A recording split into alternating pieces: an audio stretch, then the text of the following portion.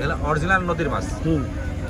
Original Padma নদীর মাছ। আগে একটু ঘুরে দিলাম, আগে কথা বলে একটু কার ধরবো এই যে সিলেক্ট ধরেন না তুমি সমস্যা নাই।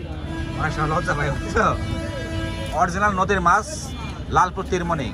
সকাল 8টা থেকে 9-10টার ভিতরে সবাই আসবেন।